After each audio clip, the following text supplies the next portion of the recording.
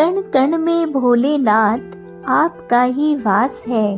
कण कण में भोलेनाथ आपका ही वास है। हर भक्त के लिए आप और हर भक्त आपके लिए खास है।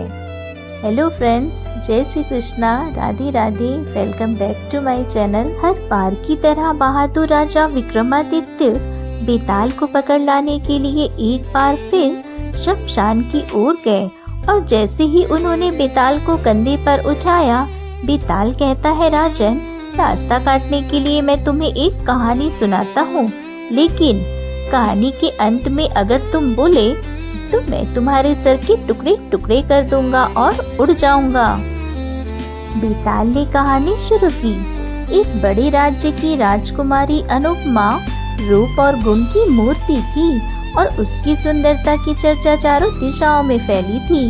एक दिन 4 अलग अलग राज्यों के 4 राजकुमार विवाह प्रस्ताव लेकर महल पहुंचते हैं। राजा ने सबकी बातें सुनी और कहा कि मैं अपनी पुत्री का विवाह उसी से करूंगा जो 1 महीने में उसके लिए सबसे अनमोल उपहार लेकर आएगा। तो चारों राजकुमार 4 अलग अलग दिशाओं में निकल पड़ते हैं। पहली राजकुमार को जाते जाते एक तपस्वी ऋषि मिला और ऋषि कहते हैं कि मेरी तपस्या में तुम विघ्न न आने देना और बदले में तुम्हें मैं एक ऐसी वस्तु दूंगा जो तुम्हारी मनोकामना पूरी करेगा। तो राजकुमार ने पूरे मन से उनकी रक्षा की। मंत्र जाप में कोई विघ्न आने नहीं दिया और तपस्या पूर्ण होते ही ऋषि ने राजकुमार को एक अद्भुत दर्पण दिया जिससे वो जब चाहे राजकुमारी को देख सकते थे। दूसरे राजकुमार को मार्ग में एक अंधी वृद्धा मिली। जब उनसे भेंट हुई तो उसने उसकी टूटी झोपड़ी बनाने में मदद की। तो जमीन में दबा एक रहस्यमय चक्र निकाला जिससे वृद्धा की आंखों की रोशनी लौट आती है। तो आशीर्वाद में उस महिला ने उन्हें एक ऐसा यंत्र दिया जिससे वो किसी की भी आवाज कहीं से भी सुन सकते हैं। तीसरे राजकुमार ने आकाश में उड़ता एक कालीन देखा जिस पर एक व्यक्ति सवार था। वह व्यक्ति को बुलाते हैं और कहते हैं कि मैं तुम्हें अपने हीरे की अंगूठी दूंगा, तुम मुझे ये कालीन दे दो।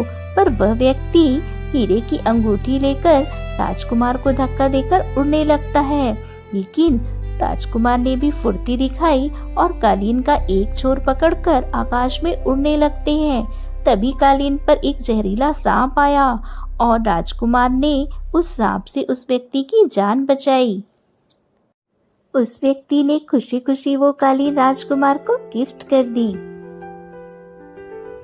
अब चौथे राजकुमार जो कि लंगड़ाकर चलते थे, चलते चलते उन्हें जंगल में एक वैद्यराज मिले। वैद्य को अपनी साधना पूरी करने के लिए एक कुंवारी की आवश्यकता थी। तो राजकुमार ने उनकी साधना पूरी करने में बहुत मदद की। उनकी साधना पूर्ण हुई और वैद्य ने एक दिव्य पुष्प उन्हें भेंट किया। उस पुष्प से किसी भी बीमारी का इलाज हो सकता था, कोई भी असाध्य बीमारी ठीक हो सकती थी। आफ्टर 1 मंथ चारों राजकुमार एक नियत स्थान पर मिलते हैं।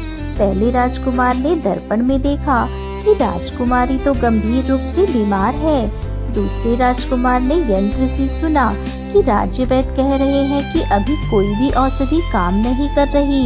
और तीसरे राजकुमार ने कहा, चलो तुरंत हम सभी कालीन पर बैठकर राजमहल पहुंच सकते हैं। वहां जाकर देखा तो राजकुमारी बेहोश थी। चौथे राजकुमार ने लंगड़ाते हुए वह पुष्प राजकुमारी को सुंघाया तो कुछ ही क्षणों में उनकी सांसें वापस लौट आई, चेहरा खिल उठा। इतनी कथा सुनाने के बाद बेताल ने विक्रम से पूछा, बताओ राजन, राजकुमारी अनुपमा किससे विवाह करेंगी?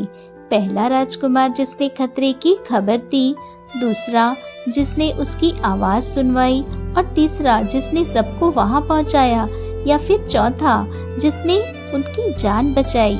तो विक्रम ने उत्तर दिया कि बेताल, राजकुमारी का विवाह तो उस चौथे राजकुमार से ही होना चाहिए, क्योंकि बाकी तीनों ने उसकी सहायता जरूर की पर जीवन दान तो उसी ने दिया। बेताल हंसता है, कहता है, सही कहा राजन, पर तुमने मुंह खोला, अब मैं उड़ता हूँ। और वह फिर से पेड़ों की ओर उड़ जाता है।